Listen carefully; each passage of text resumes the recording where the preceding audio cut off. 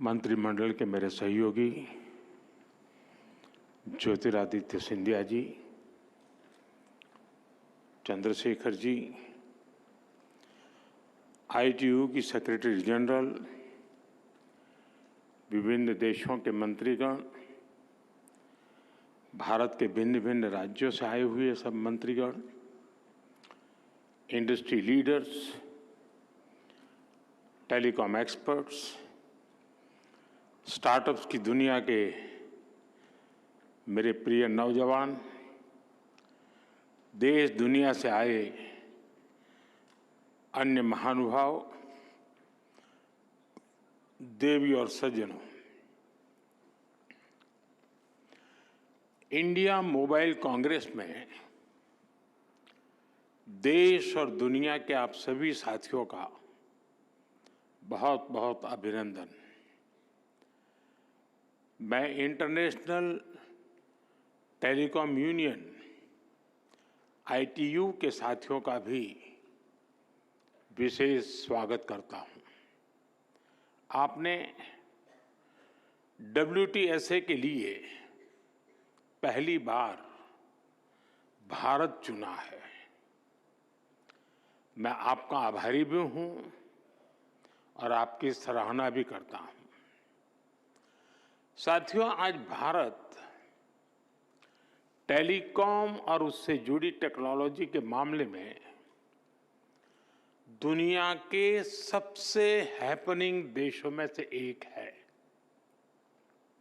भारत जहां 120 करोड़ यानी 1200 million mobile phone users हैं, भारत जहां 95 करोड़ यानी 950 मिलियन इंटरनेट यूजर्स हैं,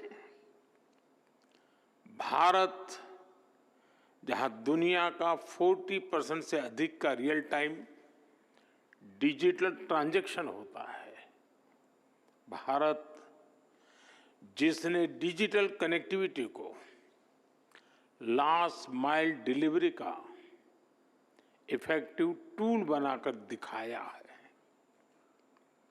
वहां ग्लोबल टेलीकम्युनिकेशन के स्टैंडर्ड और फ्यूचर पर चर्चा ग्लोबल गुड का भी माध्यम बनेगी।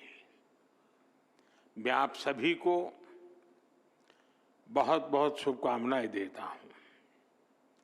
फ्रेंड्स, WTSA और इंडिया मोबाइल कांग्रेस का एक साथ होना भी बहुत महत्वपूर्ण है। WTSA का लक्ष्य ग्लोबल स्टैंडर्ड्स पर काम करना है, वहीं इंडिया मोबाइल कांग्रेस की बड़ी भूमिका सर्विसेज के साथ जुड़ी हुई है। इसलिए आज का ये आयोजन स्टैंडर्ड्स और सर्विसेज दोनों को एक ही मंच पर ले आया है। आज भारत क्वालिटी सर्विस पर बहुत ज्यादा फोकस कर रहा है। हम अपने स्टैंडर्ड्स पर भी विशेष बल दे रहे हैं। ऐसे में WTSA का अनुभव भारत को एक नई ऊर्जा देने वाला होगा। साथियों, WTSA पूरी दुनिया को कंसेंसस के जरिए एम्पावर करने की बात करता है। इंडिया मोबाइल कांग्रेस पूरी दुनिया को कनेक्टिविटी के जरिए सशक्त करने की बात करती है। यानी इस इवेंट में कंसेंसस और कनेक्टिविटी भी एक साथ जुड़ी है। आप जानते हैं कि आज की कॉन्फ्लिक्ट से भरी दुनिया के लिए इन दोनों का होना कितना जरूरी है। भारत हजारों वर्षों से वसुधैव कुटुंबकम के अमर संदेश को जीता रहा है। हमें G20 का नेतृत्व करने का अवसर मिला, तब भी हमने one earth, one family, one future का ही संदेश दिया। भारत दुनिया को कॉन्फ्लिक्ट से बाहर निकालकर कनेक्ट करने में ही जुटा है। प्राचीन सिल्क रूट से लेकर आज के टेक्नोलॉजी रूट तक भारत का हमेशा एक ही मिशन रहा है, दुनिया को कनेक्ट करना और प्रगति के नए रास्ते खोलना। ऐसे में WTSA और IMC की ये साझेदारी भी एक प्रेरक और शानदार मैसेज है। जब लोकल और ग्लोबल का मेल होता है, तब न केवल एक देश बल्कि पूरी दुनिया को इसका लाभ मिलता है, और यही हमारा लक्ष्य है।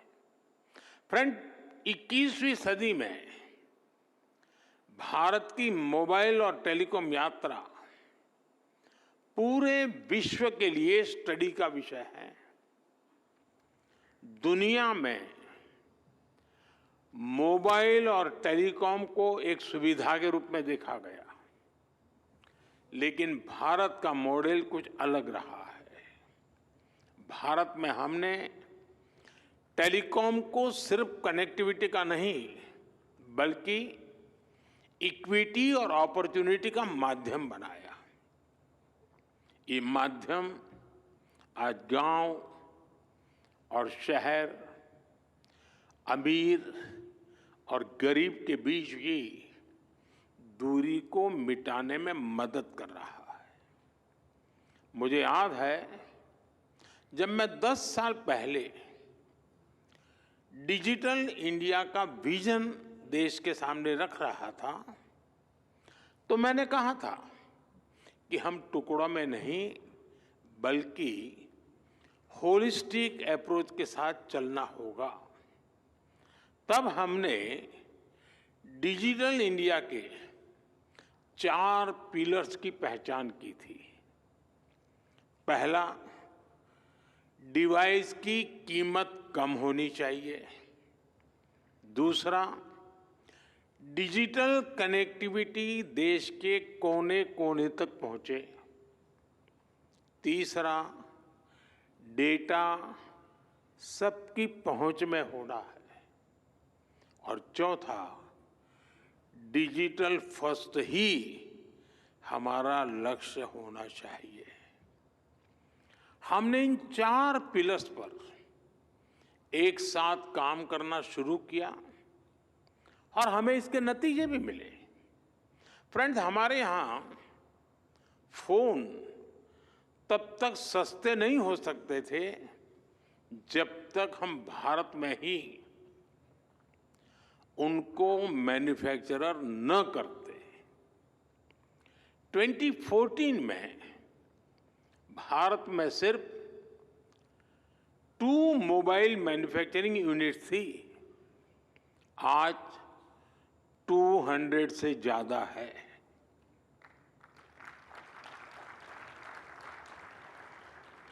पहले हम ज्यादातर फोन बाहर से इंपोर्ट करते थे, आज हम पहले से 6 गुना ज्यादा मोबाइल फोन भारत में बना रहे हैं।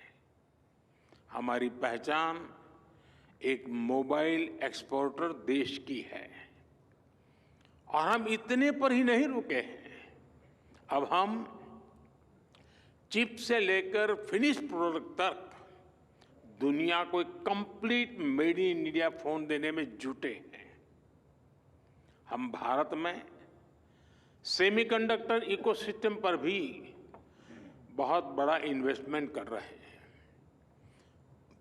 फ्रेंड्स, कनेक्टिविटी के पिलर पर काम करते हुए भारत में हमने ये सुनिश्चित किया कि हर घर कनेक्ट हो।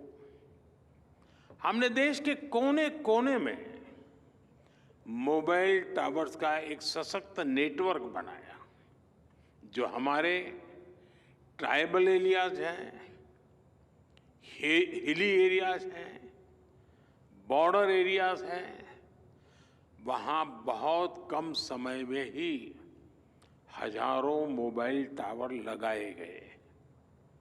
हमने रेलवे स्टेशंस और दूसरे पब्लिक प्लेसेस पर वाईफाई की सुविधा दी। हमने अपने अंडमान निकोबार और लक्षद्वीप जैसे आइलैंड को अंडर सी केबल्स के माध्यम से कनेक्ट किया। भारत ने सिर्फ 10 साल में जितना ऑप्टिकल फाइबर बिछाया है, उसकी लंबाई धरती और चंद्रमा के बीच की दूरी से भी 8 गुना है।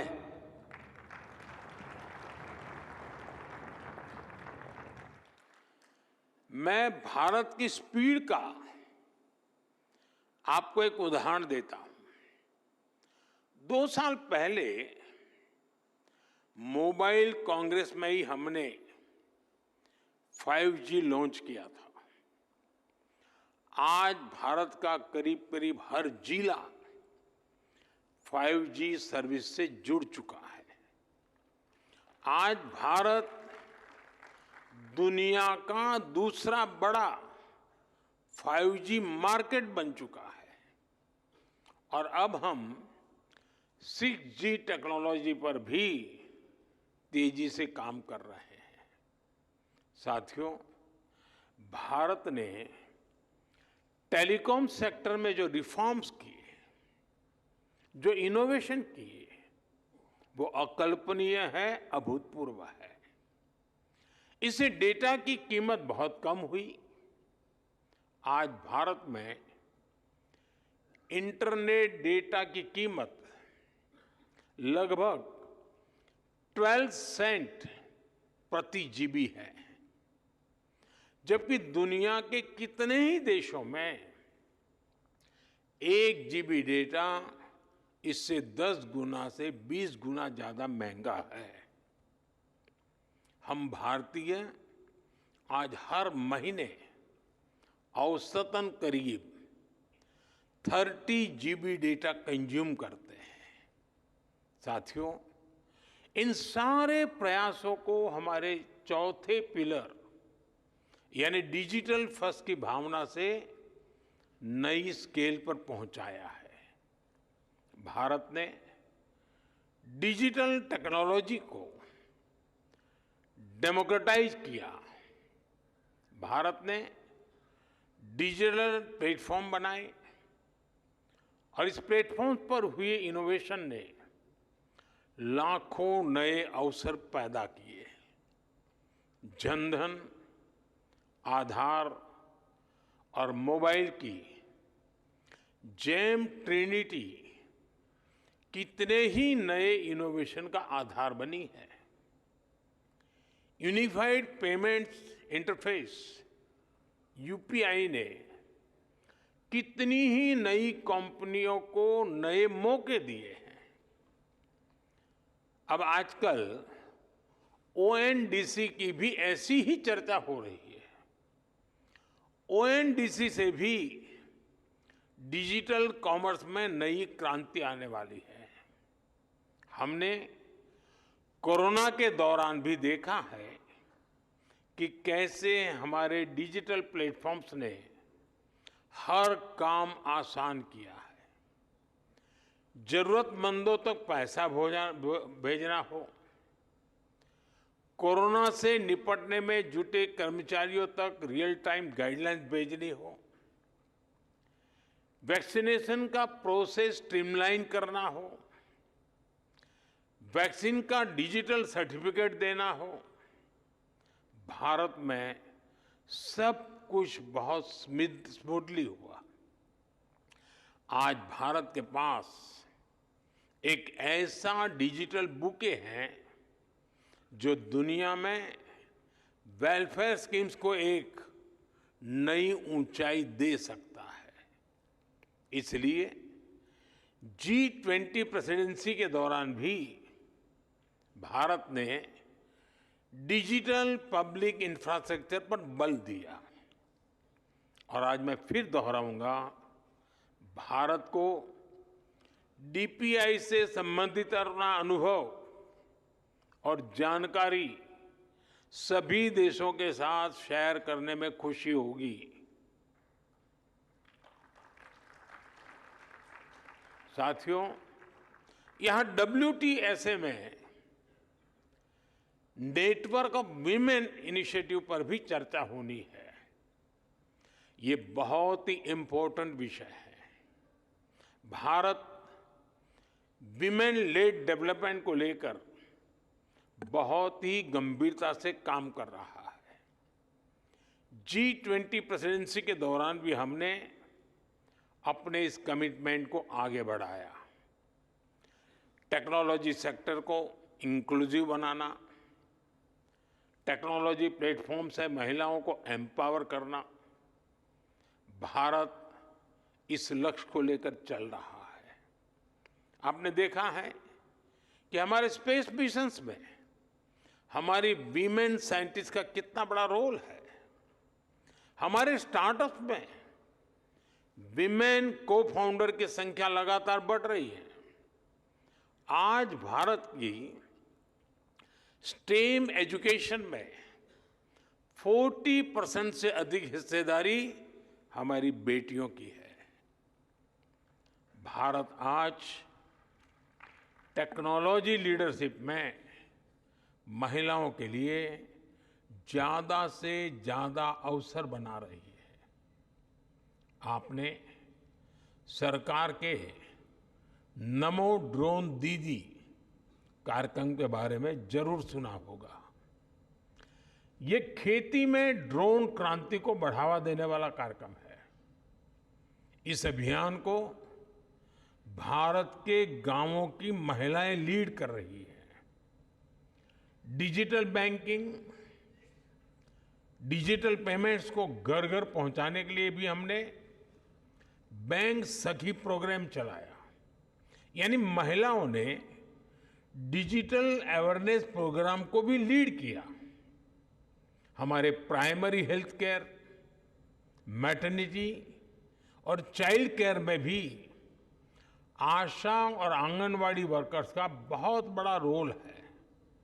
आज ये वर्कर्स टैब्स और ऐप्स के माध्यम से इस पूरे काम को ट्रैक करती हैं। महिलाओं के लिए हम महिला ई-हार्ट कार्यक्रम भी चला रहे हैं। ये विमेन एंटरप्रेन्योरशिप के लिए एक ऑनलाइन मार्केटिंग प्लेटफॉर्म है। यानी आज गांव-गांव में भारत की महिलाएं ऐसी टेक्नोलॉजी पर काम कर रही हैं जो अकल्पनीय है। आने वाले समय में हम इसका दायरा और बढ़ाने वाले हैं। मैं उस भारत की कल्पना कर रहा हूं जहां हर बेटी एक टेक लीडर हो। फ्रेंड्स, भारत ने अपनी G20 प्रेसिडेंसी के दौरान एक गंभीर विषय दुनिया के सामने रखा था।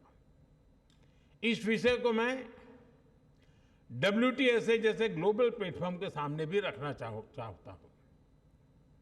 ये विषय है डिजिटल टेक्नोलॉजी के ग्लोबल फ्रेमवर्क का, ग्लोबल गाइडलाइंस का।